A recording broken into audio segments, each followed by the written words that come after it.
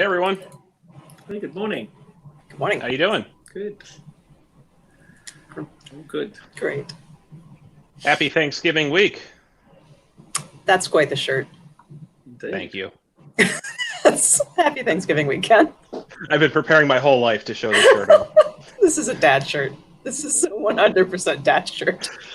Would you be that surprised if I told you my son and I matched today when we sent him to preschool or kindergarten? Is it possible to be negative surprised? All right, I won't be able to see the screen. I just wanted to make sure I got everything in the shot. You're just going to see eyeballs. Yeah, that's good. Yeah, the turkey's always watching, just like the elf on the shelf. All right, so I'm going to dive right in and welcome everyone to our DAT IQ weekly market update. This is our update for November 24th, 2020. I'm Ken Adamo, Chief of Analytics at DAT, joined, as always, by Dean Croke, our Principal Industry Analyst, and sitting in again for Ned Damon is Cynthia O'Rourke, a data scientist on our team. Welcome, guys. Thank you, Ken. And for those unfamiliar, we're here every Tuesday at 10 a.m. Eastern, 7 a.m. Pacific, talking about the freight markets, what kind of trends we're seeing, and then answering your questions. So if you have any questions, please drop them in the chat or the comment below, and we'll be sure to answer them at the end.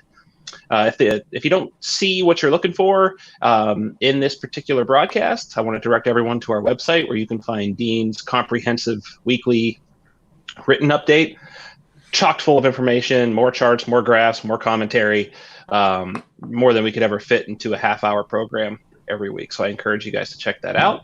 And before we jump in and before I forget, I also encourage you to check out Chris Caplis's Freight Vine podcast. That comes out every other week and is long-form conversations with the movers and shakers, if you will, in the freight and logistics industry. So now that I got all of that out of the way, I'm going to jump into our key trends for the week.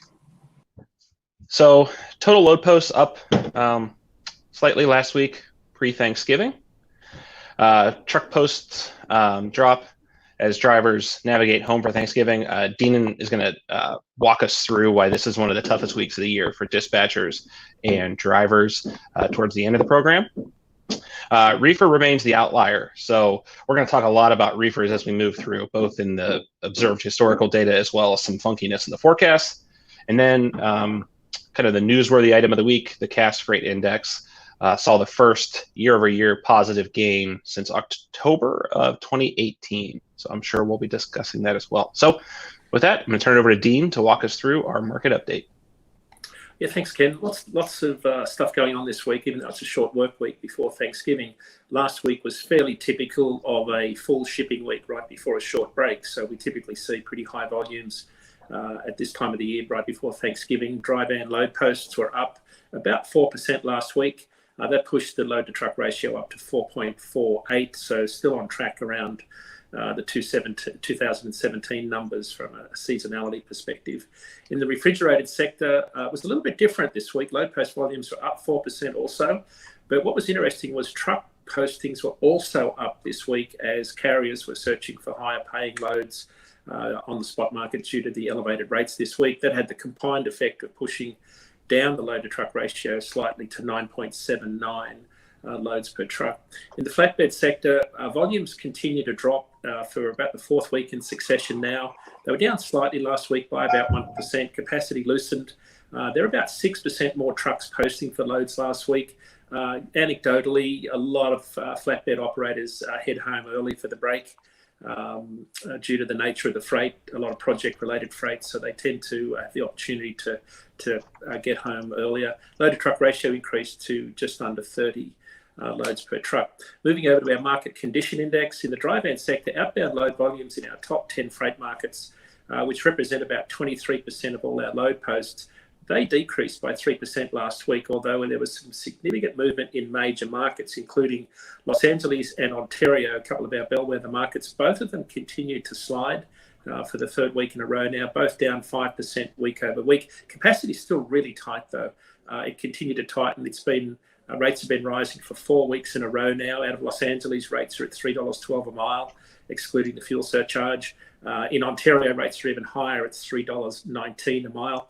Over on the West Coast, the highlight market this week was Charlotte, North Carolina. Volumes are up 33% month over month. They've been up for about 5 weeks in a row now. The capacity eased slightly. Rates were down 2 cents a mile to 2.19. In the refrigerated market, this is probably one of the busiest weeks of the year for the refrigerated carriers, both in produce, Christmas trees, turkeys, all sorts of things happening before Christmas. This week we're focusing a lot on the volumes coming out of the Pacific Northwest. Christmas trees. This is today, in fact, is the busiest day of the Christmas tree shipping season. We look back at our load board postings last year and equipment searches. They spike about 67% this week, week over week. So there's a dramatic increase in load posts and carriers looking for loads out of the Pacific Northwest. There's only 2 states to really look at in terms of Christmas tree volumes, Oregon and North Carolina. About 56% of all cut trees come from those 2 states. It's significant volumes. Both markets push out about 400 loads a day. That's a very compressed 5-week season. So as a result, the Pacific Northwest volumes are still tight.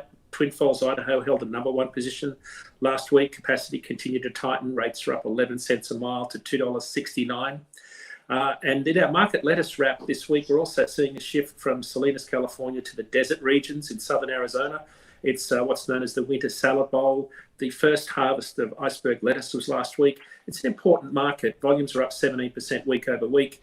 And at its peak, it supplies about 90% of our leafy greens over the winter. And last time I checked, it'll push out about 450 loads a day of refrigerated freight, which is ideally positioned for a lot of those West Coast carriers looking to load east.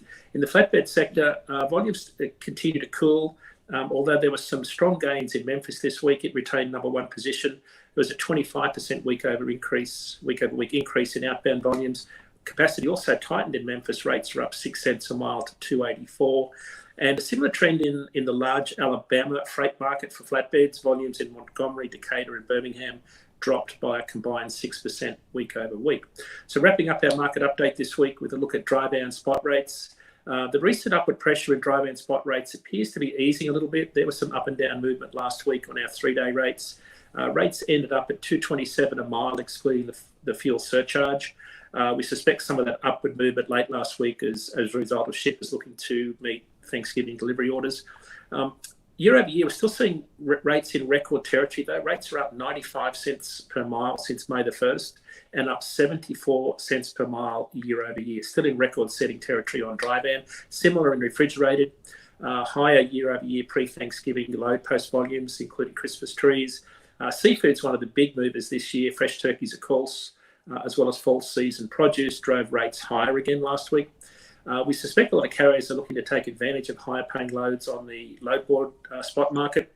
And that's what makes it one of the busiest weeks of the year in the food transport sector for reefer carriers. Rates are up 8 cents a mile to $2.56 a mile last week, and they're now 66 cents a mile higher compared to the same week last year.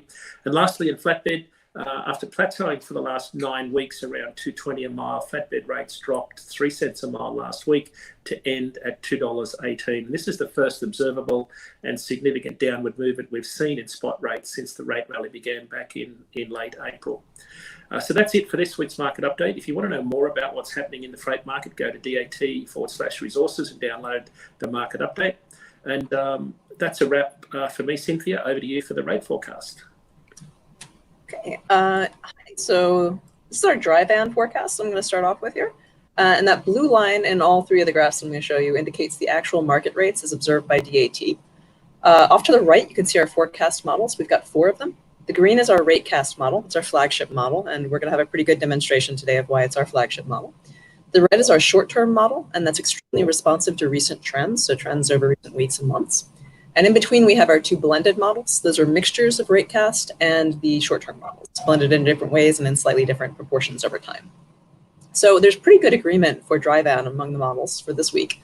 But ratecast does anticipate more of that normal seasonal pre-Thanksgiving and pre-Christmas pop than the other 3 models do. So that's what we'd expect out of our flagship model, that it has more sensitivity to the seasonal trends. Before I move on to reefer, I'm going to pass this over to Ken to talk about how these models reflect on one another and why we use ratecast as our flagship model. Yeah, so if we can move ahead to the reefer model real quick, I think that will illustrate the point. Before Cynthia will walk us through what it's showing. But this might look disjointed and a bit odd.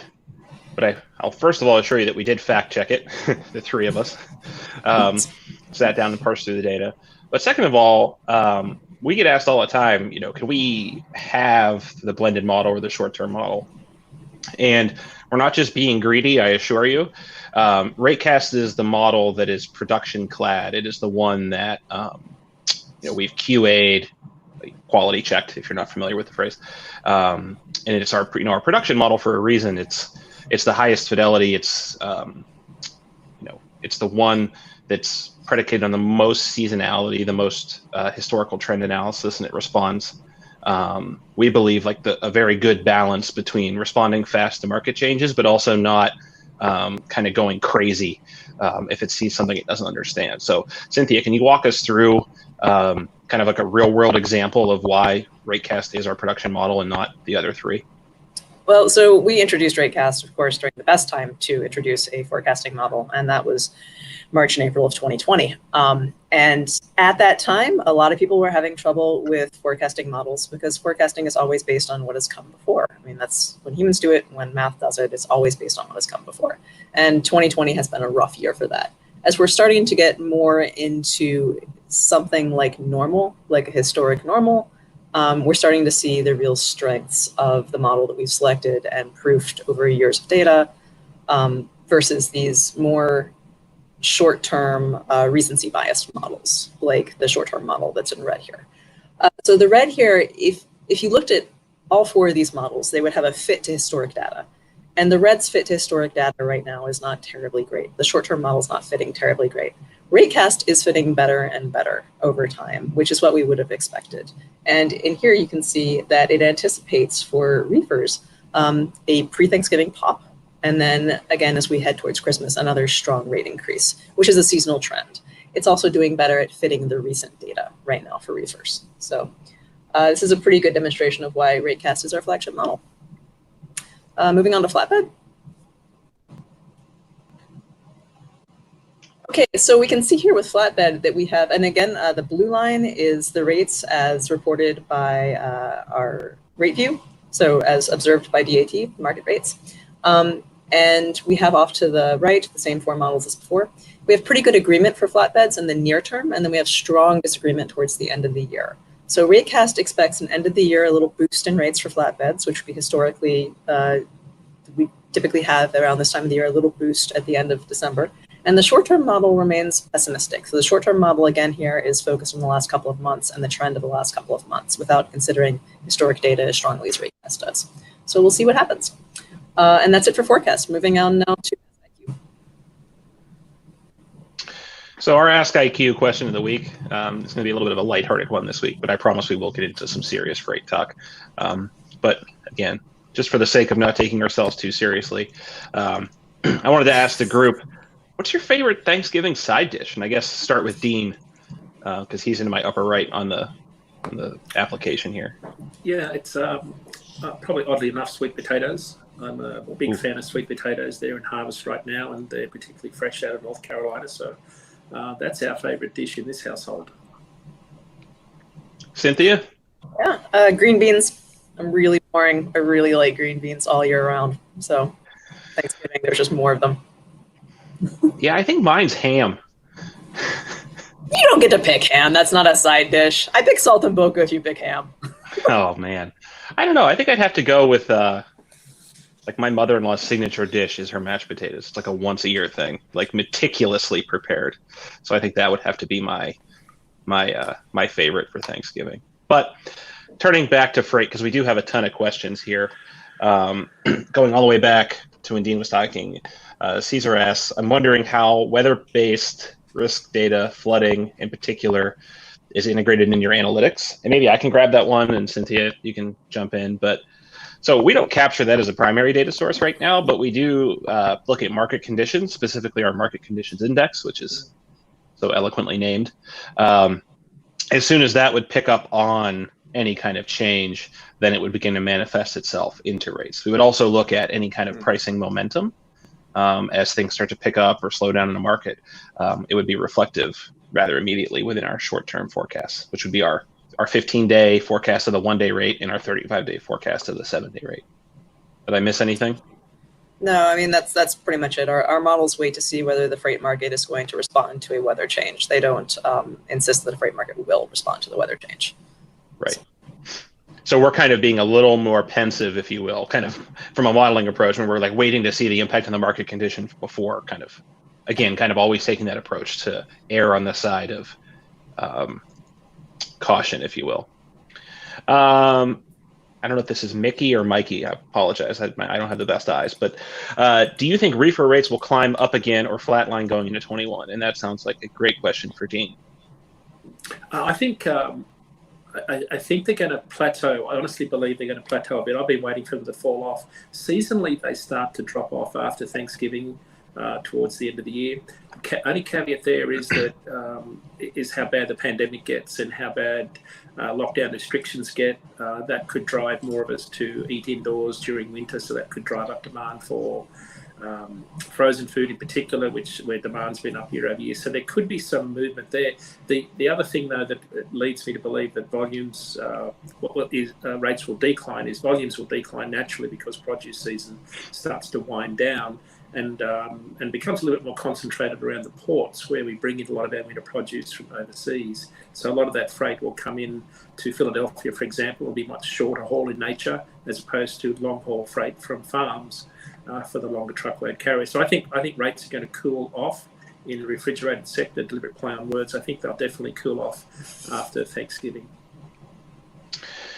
Awesome, thank you. So Peter asks, how are these averages calculated? Can you explain it? Well, when you join DAT, there's a pretty sacred ritual where they teach you all of the ins and outs of how rate view rates are calculated.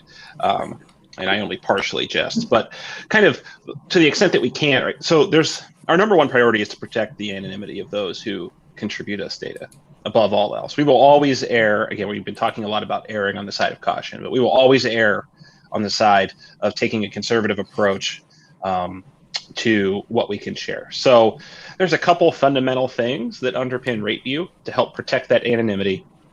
And then our number two objective is to ensure we're giving a representative rate. So I'll touch on a couple of those things. The first is what we call the 3 and 8 rule. So on any given lane, point to point, so OD pair, Chicago to Atlanta, we need 3 different companies reporting at least 8 different reports for that given time period. So if it's a 3-day rate, if it's a 1-day rate, if it's a 30-day rate, we need at least 3 companies reporting 8 results. That's kind of the way that we protect anonymity. There's also, let's just say that there's a huge shipper or a huge broker that contributes a bunch of data on the lane, and then a bunch of other small ones. We ensure that it's an equally weighted average. So no one company can make up an overwhelming majority of that lane average. It's another way we protect anonymity. And again, going from there, it's the typical data cleansing and prep that any good data company would do. Outliers are removed, data is cleansed. If we get a record that shows 10 cents a mile, we're going to toss that out. If we get a record on a long haul shipment that shows $100 a mile, that'll go as well. So all of those things ensure, clean data goes into the aggregation, clean data comes out. Sensitive information goes in, protected information comes out. I'm sure I missed something, guys, but anything top of mind? They haven't cut my feed, so I must not have crossed the line. You're good. But I mean, so at the end of the day, right, it's all predicated on $68 billion of actual freight transactions. That's the thing I guess I should drive home. It's not load board data. It's not posted rates on a load board like some other folks out there. It's certainly not this modeled approach of what a rate should be based on, operating expenses for a truck. I mean, that's just kind of ridiculous in the spot market, right? So it's based on actual transactions, $70 billion a year, round number, all submitted to us, spot and contract, van, flatbed, and reefer. So I hope that answers the question. We have on our list of to-dos to go through kind of what's in a rate view rate and bring in our resident expert, Alex Perry, on that. I don't know if it'll make it this year, but it'll definitely be one of the first shows we do next year because we've gotten a lot of questions about that. What do we got here? So we got votes for stuffing and pumpkin pie. I mean, that's a dessert. Is a dessert a side dish? I changed my vote.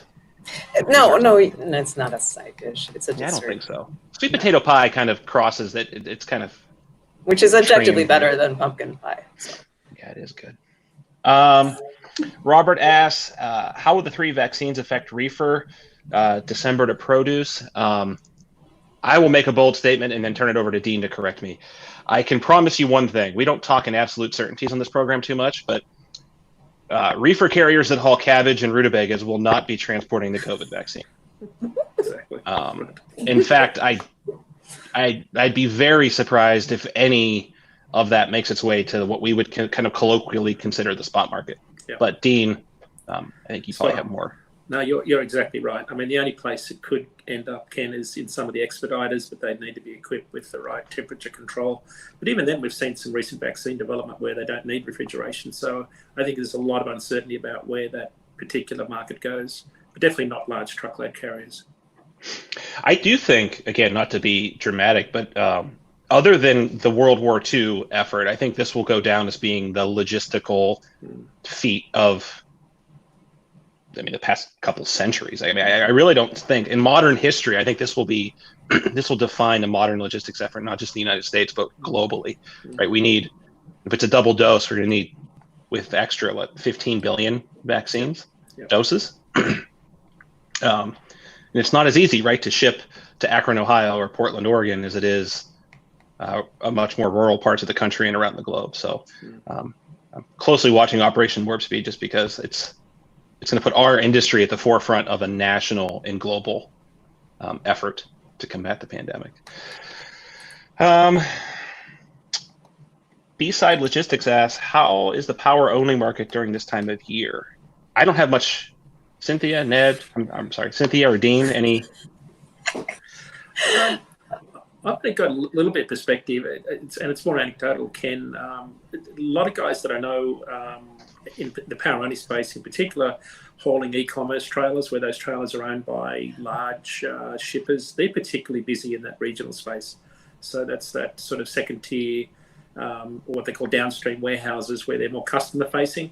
There's a lot of activity in that particular sector right now. So that's about all we've been hearing in terms of that particular market, power-only. We are hearing go ahead, Cynthia, sorry. Just with all the congestion around loading and unloading trailers, it seems like this would be a good time to be running power only. I mean, wouldn't people be more likely to pick up trailers and drop them off right now? Yep. Well, we're seeing it with the trailer orders, right, guys? I mean, we're seeing record number of trailer orders. We're hearing brokers, publicly traded brokers anyway, talking about power only in their earnings calls. And they don't necessarily say power only; they talk about trailer pools, but that's what they're talking about, right? And Ken, we looked at that. I think we talked about this a few weeks ago, but the trailer telematics data that we studied showed that year over year, October mileage for trailers was up 21% year over year, and idle hours, that's the trailer idle hours where they sit waiting to move, was down 26% year over year. So trailers are far more active, to Cynthia's point, a lot more drop and hook activity been going on because of A, increased demand, B, warehouse congestion. Yeah. Speaking of congestion, great segue. We have 2 questions that just came in. So first from Robert, and these are really great questions because they play off of each other. How do we think truck rates will be affected by congestion in LA, Jersey, Savannah, Houston? I don't know, Dean, if you posted it on LinkedIn or you just reshared someone else. That graphic around the ships anchored off, waiting, that's just remarkable, right? I mean, can you kind of walk through that for people who may not be familiar with what that was? Yeah, so obviously the surge in volume that we reported in October has created this sort of backlog of vessels trying to unload at some of our key ports. So we looked on marine traffic the other night. There were 15 vessels parked off at anchor waiting to find a berth. There were 8 vessels parked off Savannah trying to find a berth. So there definitely is congestion at the ports. How that affects rates, we kind of saw that where there's this period of sort of 10 days to 2 weeks after the ship stopped before that freight starts to move out of the Inland Empire area out near Ontario. So typically we'll see some impact. I think the long-haul sector is less affected by the actual port congestion. The bigger congestion that we're hearing about is more on the drayage, short-haul regional side, as opposed to the long-haul truck sector. So right now, if I look at the volumes right now, Ken, Savannah, Volumes are down. Rates are down nearly 2% this week, so they're down to $2.12. They dropped 4 cents in Savannah. Load post dropped 5% this week, so volumes is dropping out of Savannah. Both coasts have a lot of on-dock rail to absorb a lot of the volume, so that's part of the reason you don't see trucking affected as much as you would normally. And the same on the West Coast, volumes continue to drop. So I think the congestion is more isolated to the specific port and the additional COVID restrictions that are put on the spacing out of employees, which is impacting the throughput. Yeah, that's the last part, that I've been reading, that they're of dock workers, longshoremen, dray operators.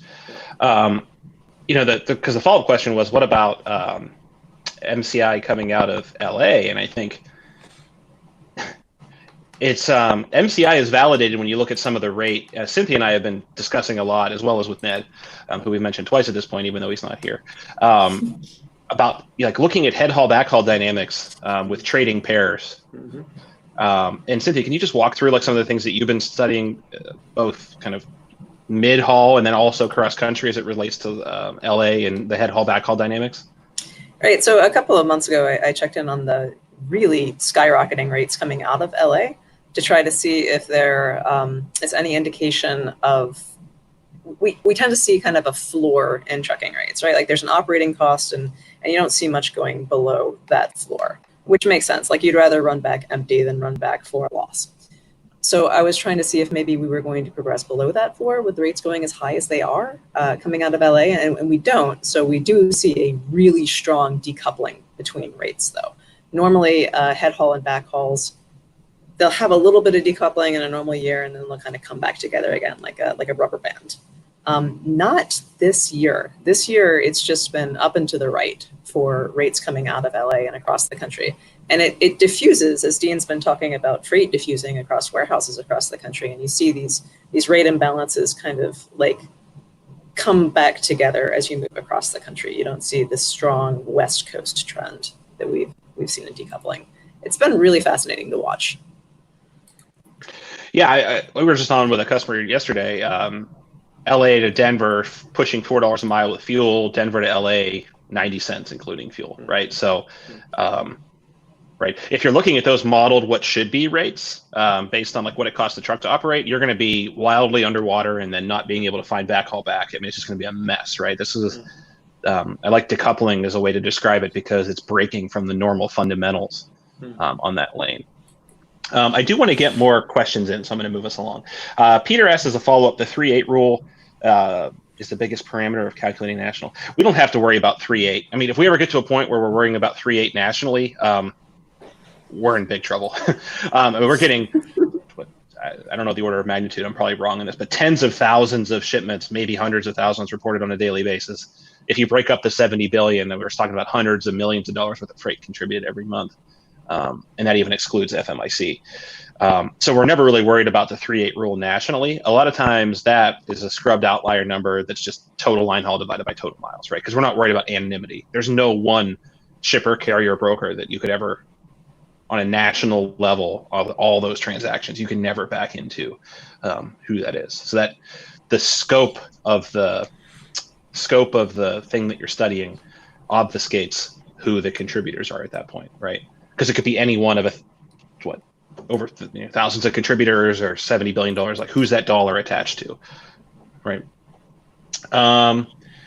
Let's keep going here because you guys took time out of your week to listen to us, so we're going to listen to you and answer as many questions as we can. Sorry. So Juan asked, can you speculate? And this is a great question to end on. Can you speculate on what van rates may be doing in 21? Maybe we'll start with Cynthia, go to Dean, and then I'll wrap it up. Does that sound good? So I speculate that we are going to continue to see a return to something like a normal year. We're going to start to see more of the seasonal patterns start to take shape. It won't be abrupt. We're not going to flip a switch when the first vaccine is released. But we are going to start to see a return to normalcy in a lot of ways, and some of those ways will include seasonal rate trends. As far as the point in the freight cycle that we're going to be at and the overall rates as a mean across the year, I would not speculate to that. That's a big open question and kind of relates to our whole economy and to the whole freight capacity and volume balance. I think, Ken, we're coming from such a high starting point. I think there'll definitely be a seasonality effect where rates will drop off after Christmas, certainly through January, February. There'll be a downward slope to them, as there typically is at the start of each year, but we're coming from a much higher base. We're up around 225, 226 a mile right now, excluding fuel surcharge. So we're starting off from a much higher point. I think the wild card in all of this, though, is absent a stimulus package between now and the end of January, I just don't know what happens to demand. We've got a busy holiday shipping season, a lot of volumes already in warehouses, a lot of that freight's been hauled. The downside is there could be a drop-off in demand in January, and that could bring rates back down much more quickly than we're anticipating, but definitely a downward trend after Christmas. Yeah, I think I'm in alignment. We did an event with the TIA, was it last week, with Chris Pickett and Dr. Jason Miller at Michigan State, and kind of talking about some of these things. It should be available on our website soon, if not already, if you're interested. It was a great conversation. Some other takes on what 21 might hold. I think where I'm at is contract rates we didn't talk about too much. I think we will see material uplift on the contract side. How much remains to be seen. Some folks are saying 7 to 10%. Some folks are pushing it up towards 15.